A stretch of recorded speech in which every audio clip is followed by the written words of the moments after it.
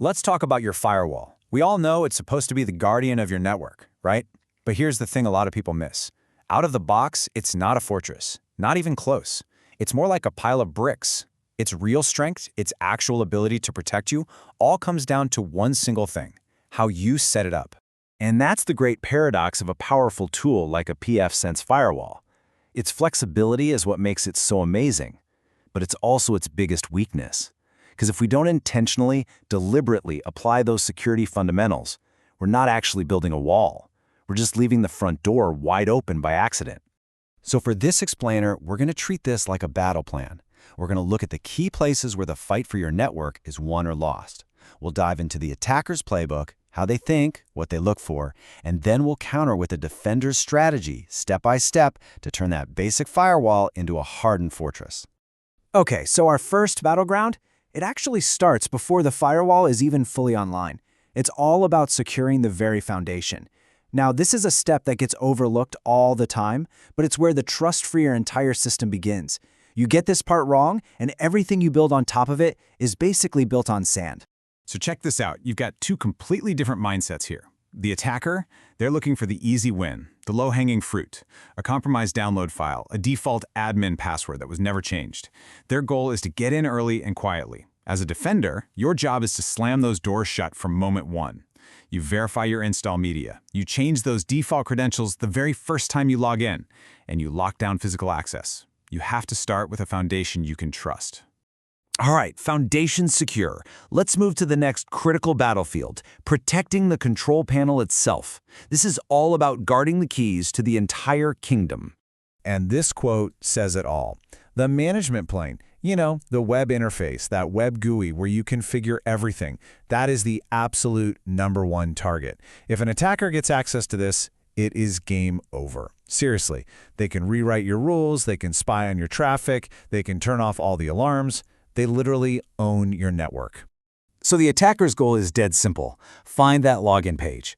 They have bots scanning the entire internet 24/7, just looking for these exposed interfaces. So the defender's strategy has to be to make that login page a ghost. You never, and I mean never, expose the management GUI to the public internet. You stick it on its own dedicated private network so it's only reachable from the inside. You're making the crown jewels invisible. And here's a really crucial point that people often miss. Firewalls rarely get hacked because of some super complex zero-day exploit. Nope, they fail because of identity compromise. An attacker gets a valid password, maybe from a phishing email or another data breach, and they just log in. They walk right through the front door with a key they stole. So that brings us to the big question, doesn't it? If an attacker gets their hands on a valid username and password for your firewall administrator, is it all over? And the answer is a resounding no. Or at least it shouldn't be. A stolen password by itself should not be enough to get in. And this is where multi-factor authentication, or MFA, becomes your absolute best friend. That second factor, that little code from your phone, is the roadblock that makes a stolen password totally useless. For anyone with admin access, MFA isn't a nice-to-have. It should be completely non-negotiable. Okay, so we've locked down the box and we've secured who can access it. Now let's talk about the firewall's day job, the rules that actually control the traffic. And this right here is where we find a pretty surprising and kind of scary truth about why most breaches happen. Let that one sink in for a second. It's not the firewall software failing, it's the rules that we write. It's human error. A rule that's way too permissive, a temporary any rule you put in on a Friday to fix something and then forgot about. Those are the wide-open gates that attackers just stroll right through. The way you defend against this is by adopting a philosophy of default deny. You start with a solid brick wall that blocks everything. Nothing gets in, nothing gets out. Then you very carefully punch tiny, specific holes, only for the traffic you know you need. And just as important, you have to filter traffic going out. That's called egress filtering. And it's what stops malware from calling home to its masters after it's gotten inside. Because ultimately, that's the whole point of good firewall rules, to create segmentation, to build these secure, isolated zones in your network. You've got your trusted LAN, the Wild West of the internet, maybe a DMZ in the middle. If your rules don't enforce those boundaries, then your firewall isn't really a security device anymore. It's just a very expensive router, passing packets around without a care in the world. All right, for our final section, let's talk about the long game, because security isn't a one-and-done project. It's a continuous process. It's about being vigilant and maintaining that fortress over time. This is the perfect way to think about it.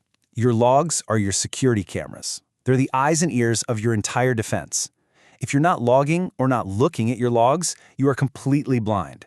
You can't see who's rattling the doorknobs, and you definitely won't know if someone's already snuck inside. It's no wonder that one of the first things an attacker does is try to turn off the logging. So, being a vigilant defender means you have a checklist. You turn on all the important logs, and, this is key, you send them to a separate secure system, like a SIEM. That way, an attacker can't just delete their tracks. You actively watch for weird stuff, like an admin logging in at 3 a.m.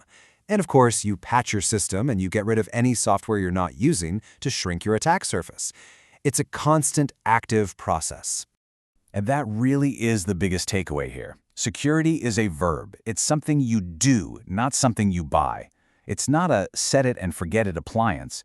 It is a living, breathing discipline, a constant cycle of hardening your defenses, monitoring what's happening, and adapting. So I'll leave you with this one final thought. Take a hard look at your own network's guardian. Is it a hardened, actively monitored fortress that you've deliberately built? Or is it just a forgotten appliance in a rack, humming along on its defaults, just waiting for somebody to walk right in?